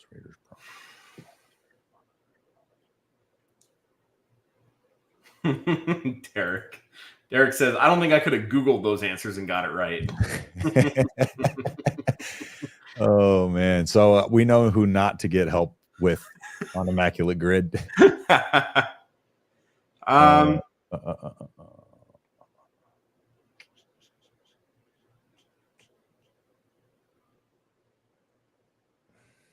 Dude,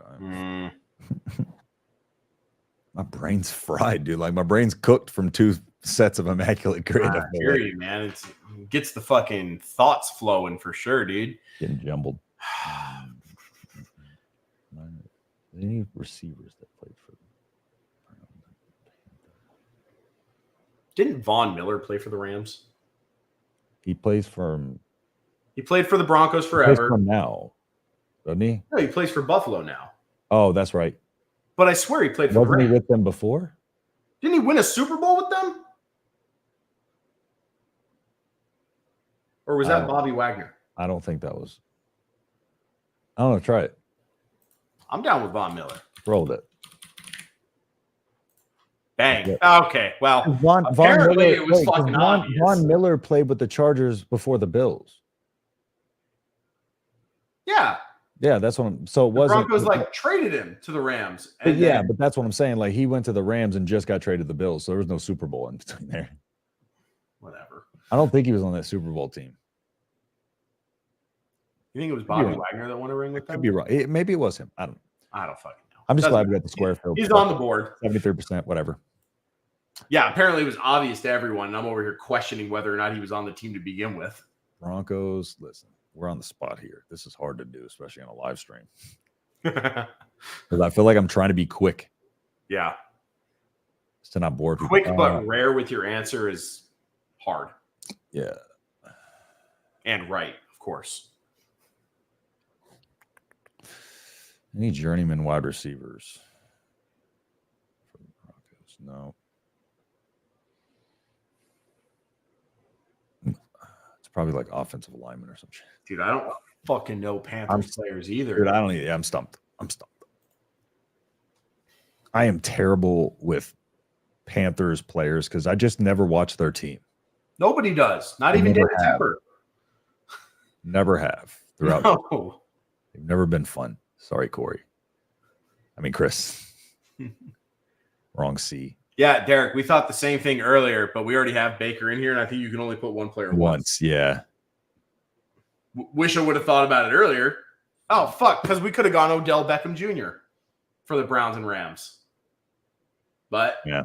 It is. and then we could have put Baker there, and then we would have had two left. But hey, you know what? Well, I was just excited to get an answer right. Slide Baker down. No, Yeah, right. Like, I'm kind of stumped, dude. I'm not gonna lie to you. I'm kind of stumped here. all right. Quick, rapid. Emmanuel Sanders. I don't even play for the Raiders, just the Broncos. Actually, he might have played for the Raiders. Did he? He Right, might. just right. Does Emmanuel Sanders become our GOAT? No. Carson Palmer right now. No, Carson Palmer and Marshall Faulk are goats right now. That's what I'm saying. And Luke Kuechly. Yeah, true.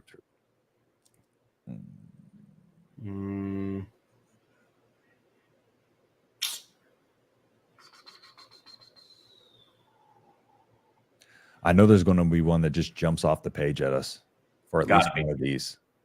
Oh, why can't I see the comments? Oh, there they are. Panthers and Browns. Oh, okay. That was just that last one. I think here. Broncos, Raiders.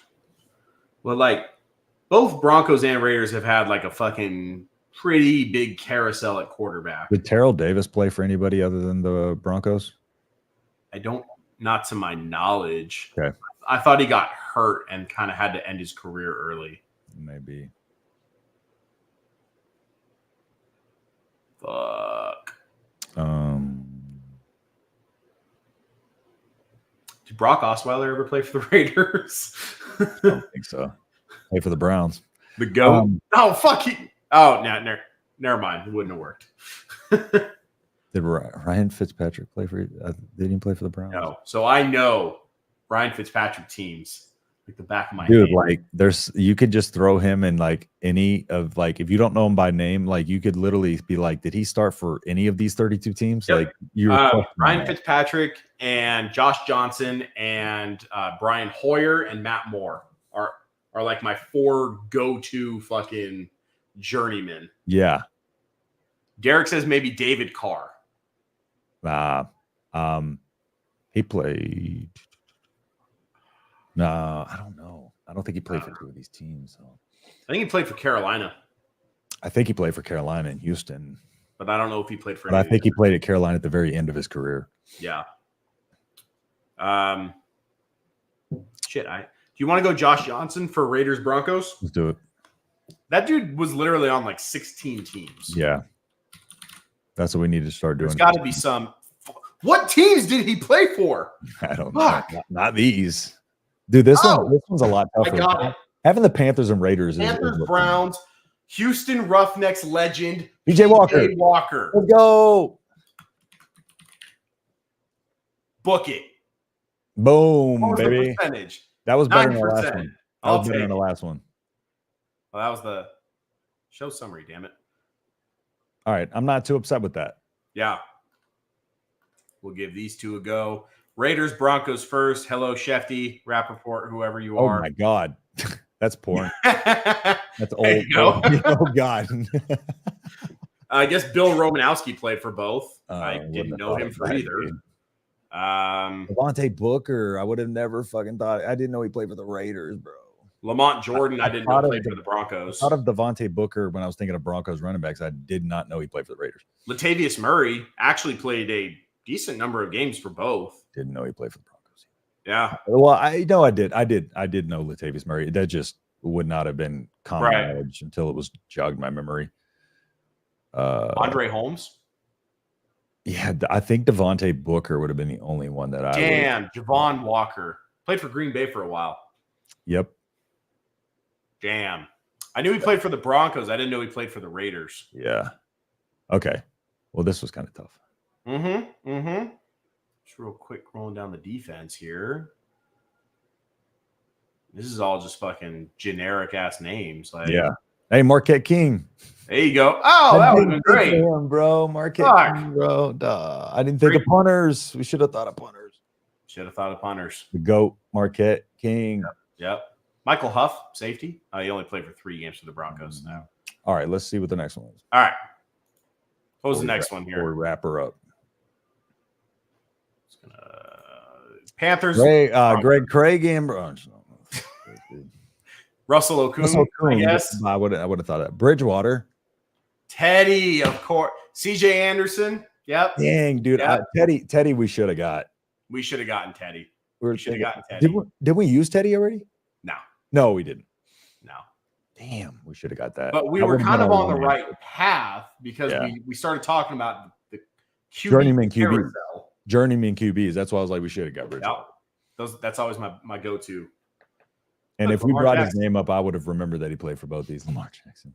That's probably different Lamar Jackson. Yeah. I wonder if that's the cornerback that played in Nebraska. Corner. Yeah.